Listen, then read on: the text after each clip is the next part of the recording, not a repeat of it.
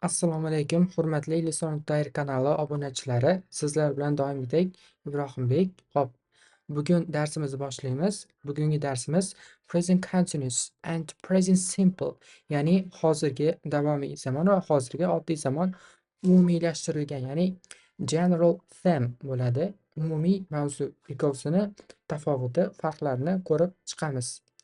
Hop, present continuous, I'm doing. Present simple, I do. We use the continuous for things happening at or around the time of speaking.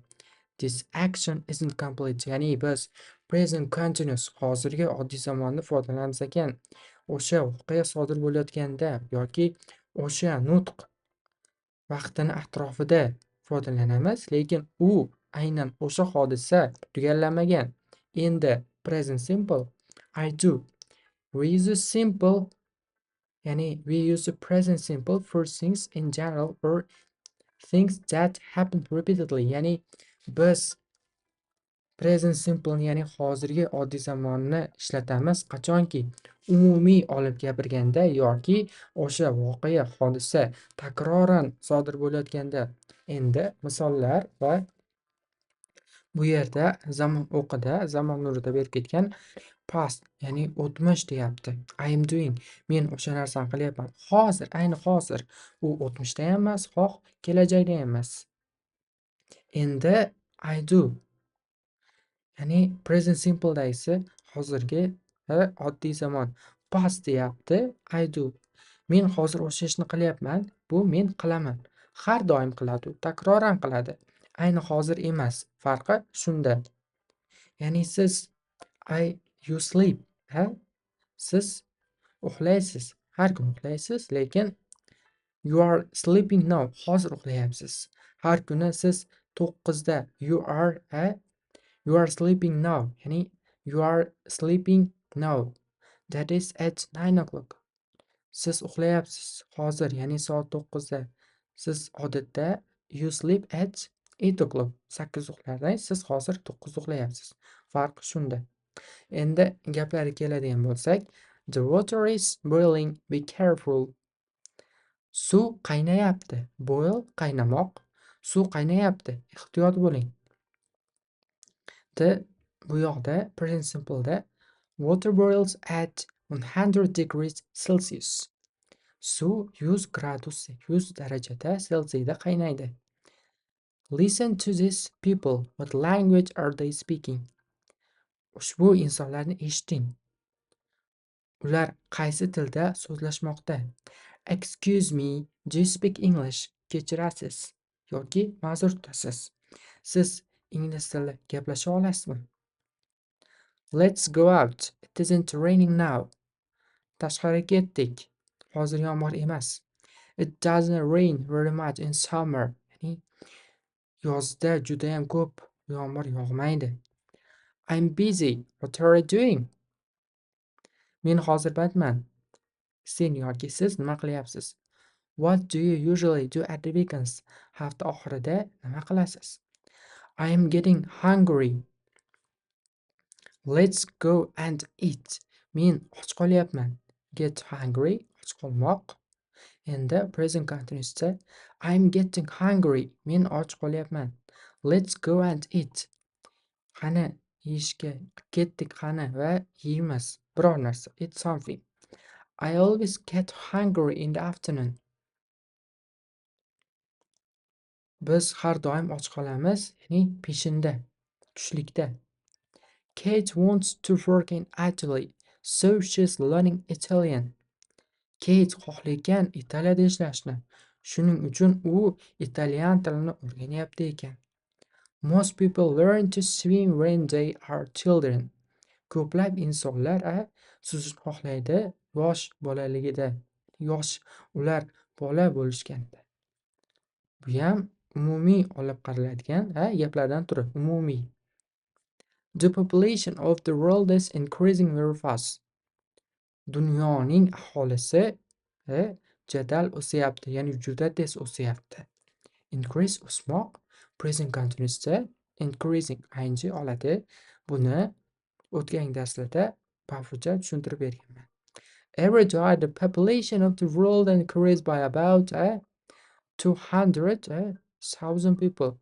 Har kuni dunyo aholisi o'sadi taxminan 200 mingtaga. Har kuni 200 mingta odam, 200 mingta chaqaloq qo'shiladi.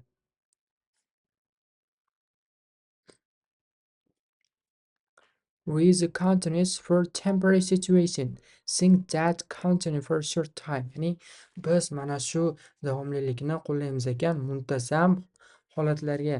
Ya'ni qisqa vaqt ichidagi. I'm living with some friends until I found a place of my own. Men hozir ba'zi do'stlarim bilan yashayapman. Ya'ni until qachongacha? I find a place of my town. Men o'zimga biror joy topmagunimgacha yashayapman. Endi bu dialogchaga qaraydigan bo'lsak, you are working hard today. Sen bugun qattiq ishladingmi? Ha? Yes, I have a lot to do. Ha, men juda ko'p ishlar bajardim. Endi we use a simple for permanent situation. Vaqtincha, yo'q butunlay. Qanaqa desa bo'ladi? Umuman muntazam, muntazam holatlarga. Sing that continue for a long time. Ya'ni narsalar butunlay for a long time, butun umr, forever ga sinonim bo'ladi. For a long time, butun umrga bo'lgan davomli narsalar uchun. Masalan, my parents live in London. Siz aytishingiz mumkin, you live in Uzbekistan. Mening ota-onam Londonda yashaydi. They have lived there all their lives. Ya'ni ular yashashadi. Ular yashashgandan, istiqomat qilishgandan beri. Joe isn't lazy. Joe dangas emas. He works hard most of time. U juda bir qattiq ishlaykan. U ko'plab, ya'ni ko'p vaqtda. I always do. Men har doim bajaraman. I am always doing. Shuni farqini ko'rib chiqamiz. I always do something. I do it every time. Ya'ni I always do something. Men har doim bir narsa qilaman bo'lsa, uni har safar bajarib kelgan. I always go to buy car. Masalan, I always go to work by car, by taxi. Not I'm always going. Endi qachon bu I'm always doing something bo'ladi? Aytyaptiki, ya'ni men har doim o'sha narsani bajarib boraman. I do it too often. Judayam muntazam bo'lsa, or more often than normal. Ya'ni tez-tez, odatiydan tez-tez bo'lsa. Ayni bir vaqtda u davomiy. Davomiylikka ham qanaqa davomiy? Butun umr o'sha narsani qilmaydi, muntazam. Present simpledan farqi ayni bitta zamonni oladigan bo'lsak, masalan, 1 yil davomida shuni tez-tez bajaryapti. O'shanga ham hayotni bitta nuqta oladigan bo'lsak, shunda siz o'sha harakatni present continuous saqlaysiz. Masalan, I have lost my keys again. I have lost my keys again. Men kalitimni yo'qotib qo'ydim. Present perfect continuous bu. Buni kelasi darslarda batafsil tushuntirib beraman. I'm always losing them. Men uni har doim yo'qotib qo'yaman. Ayni shu kunlarda yo'qotgan bo'lishi mumkin. Ayni shu oylarda, haftalarda, lekin u butun hayot davomida uni yo'qotmagan. Farqi shunda. I am always losing them. Men ularni har doim yo'qotib qo'yaman. I lose them too often. Judayam tez-tez mana. O'shani present simpledagi shakli. Or more often than normal. Odatiydan juda tez deyapti. Tezroq. Paul is never satisfied. Paul hech qachon qoniqmagan. He's always complaining. Ya'ni u har doim deyaptiki, Paul is never satisfied. Paul hech qachon qoniqmagan deyapti. He's always complaining. U shikoyat qiladi. Har doim shikoyat qiladi. Ya'ni he complains too much. Judayam ko'p shikoyat qiladi deyapti. You're always looking at your phone. Siz doim telefoningizga qaraysiz. Ha, mana hayotdagi misol deylik, qadrli obunachilar. You are always looking at your phone. Siz doim telefoningizga qaraysiz. You are always looking at your TV. Siz doim televizoringizga qaraysiz. Ha? Xuddi shunaqa. Masalan, shu kunlarda you're always going to your work by your own car deyishingiz mumkin. Xuddi shunaqa. Don't you have anything else to do? Ya'ni boshqa narsa umuman don't yo'q, you siz have bor bo'lma anything biror narsa else boshqa qilishga hech narsa yo'q.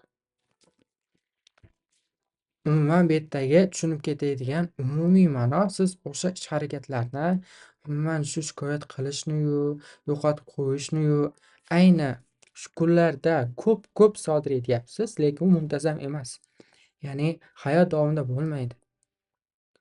Aynan siz u ehtimol 1 yil yo'qotishingiz mumkindir, 1 yil davomida, 1 oy davomida, buyam 1 hafta davomida shikoyat qiladi, complaining, looking.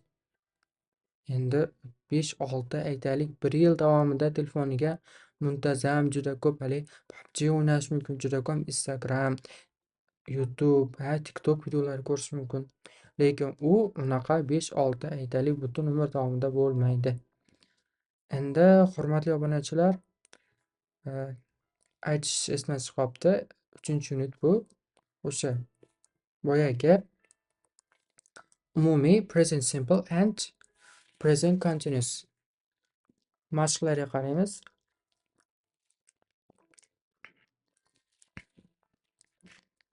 Are the underlined verbs okay? Correct them where necessary debdi.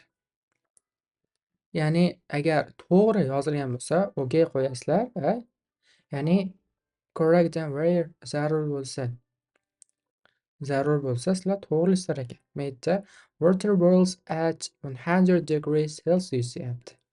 Ya'ni suv 100 darajada Selsiyda qaynaydi. To'g'ri. How often are you going to cinema? Bu noto'g'ri, ya'ni o'zi bu present simple da odatiy. Ya'ni how often qanchalik tez deyapti. Often bu present simple kalit so'zlar, kalit so'zlardan biri, ya'ni often tez degani, always har doim degani, sometimes ba'zida, never hech qachon, usually odatda. 5 ta asosan ko'proq present simple bilan ishlatiladi bu kalit so'zlar. Bu yerda are you going xato bo'lyapti. Do you go to'g'ri bo'lyapti. Ben tries to find a job but he hasn't had any luck yet.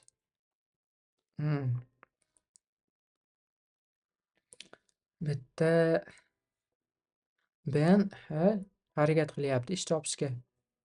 But lekin uni omadi kulib boqmayapti hozirda.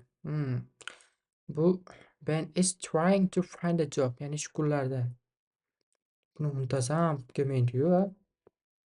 Ben is trying to find job but he hasn't had any luck yet. Ben ish topish uchun harakat qilyapti. Bu ham ayni bir vaqtga tegishli. Boyagi, ya'ni yuqoridagi tushuntirgan grammatikamiz bo'yicha bu present continuousga tushadi. Endi 3-2 mashq qaraydigan bo'lsak, put the verb into correct form, present continuous or present simple. Tegishli, ya'ni so'zlar berilgan, o'shani sizlar o'rniga qo'yib, joylashtirib va qo'shimchalar qo'shib yozasizlar. Birinchisida I usually get hungry in the afternoon. Tepadagi, yuqoridagi men odatda tushlikda och qolaman deyapti. Endi I'm getting hungry. Men och qoldim. Let's go and eat something. Men och qoldim. Hungry, Mana ketdi deyapti. Eat something. Biror narsa yeyishga va biror narsa yeyishga.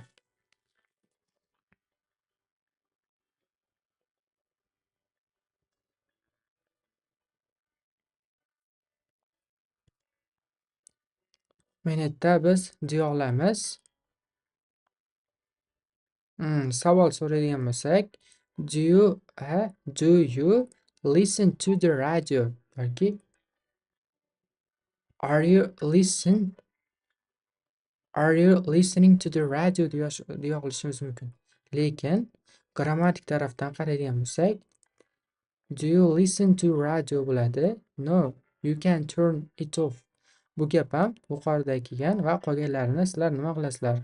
Xuddi o'sha bir shu darsni qaytadan ko'rib chiqasizlarmi yo kitobga qaraysizlarmi, o'rganib va miyalaringga qo'yib, yodlab,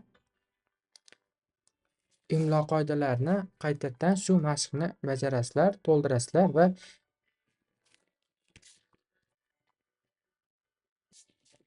va bilimlaringni mana shu Lisan.ir kanaliga ulangan holatda oshirib borasizlar. Xo'p, endi bu yerda bilmaydigan so'zlaring nima bo'lishi mumkin? Yangilik. The river Nile. Nil daryosi bilasizlar, Misr Afrika hududiga kiradi. Suash kanali orqali Afrika hududi Osiyodan ajralib turadi. O'rta dengizini yonida, ya'ni bu yerda ham mana o'sha umumiy qonunlar ketyapti. The river Nile or aksentga qarab Nile flows into the Mediterranean.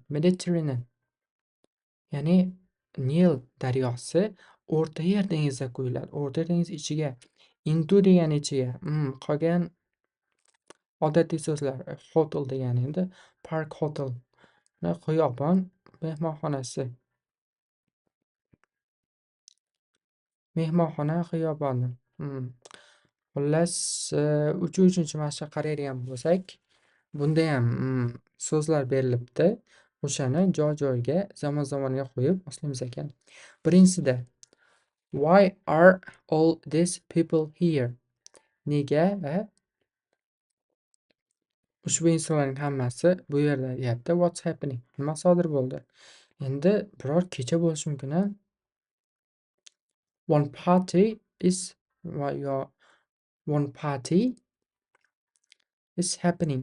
Biror kecha sodir bo'lyapti. People enjoy by heart va hokazo va hokazo.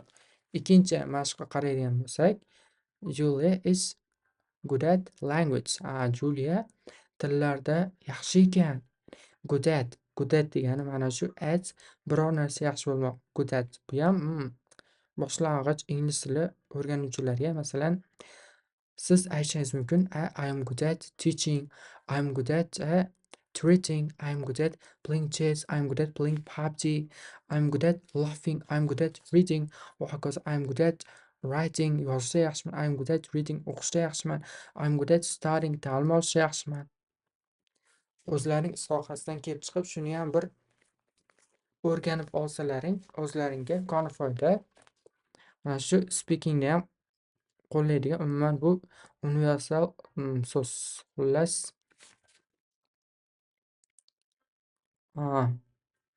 mana bu yerda Julia is good at language. Ya'ni Julia tillarda yaxshi ekan. She speaks four language very well. Ya'ni bu ham butun umr, ya'ni present simple'ga tegishli jumla. U 4 ta tilda juda yaxshi so'zlay olar ekan. Endi 3-mashqqa qaraymiz. Are you ready yet? Hozir tayyormisan deyapti. Yet bitta ma'nosi hozir, yana bitta ma'nosi tarjimasi ammo degani bildiradi. Qanaqa? But lekin borib, but however o'shalar bilan teng. Bu ham o'zi advanced grammar, SAT boshqa IELTSdan ko'ra yuqoriroq, ya'ni olish IELTSdan boshqa sertifikatlarda SATga o'xshashmi, ACTmi, o'shalarda uchrashishlaring mumkin, lekin bilib olgan har holda yaxshi menimcha. Are you ready yet? Hozir siz tayyormisiz deyapti. Ya'ni hozir bo'lgani uchun everybody har kim is waiting for you. Har kim siz uchun kutyapti. Buni present continuous'da olamiz. Aynan hozirda bo'layotgan ish harakat. Endi 3-4. Finish base sentence use always plus ing. I lost my case again. Men kalitlarimni yana yo'qotib qo'ydim deyapti. Not again. Ey, yana emasmi? You are always losing your keys. Ya'ni o'sha boyagi haligi gap. Siz har doim kalitlaringizni yo'qotib qo'yasiz deyapti. The car has broken down again. Mashina yoki ulov sinib qoldi. Sinib qoldi, ya'ni pachoqlandi. Yana qaytadan. The car is useless. That car. Bu foydasiz, ya'ni yaroqsiz. Bu yerda deyishimiz mumkin, It is breaking down again. Ya'ni mana broke down bo'lgani u pachoqlanmoq. Endi avariya holatlaridami, urishib ketsami, boshqa balobatlar holatlarda biz broke down, ya'ni pachoq bo'lmoq fe'lini ishlatsak bo'ladi ekan.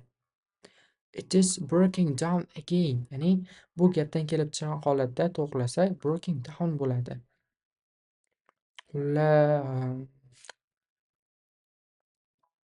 Hurmatli obunachilar, sizlar bilan bugungi darsimiz shu va yana qo'shimchasiga alohida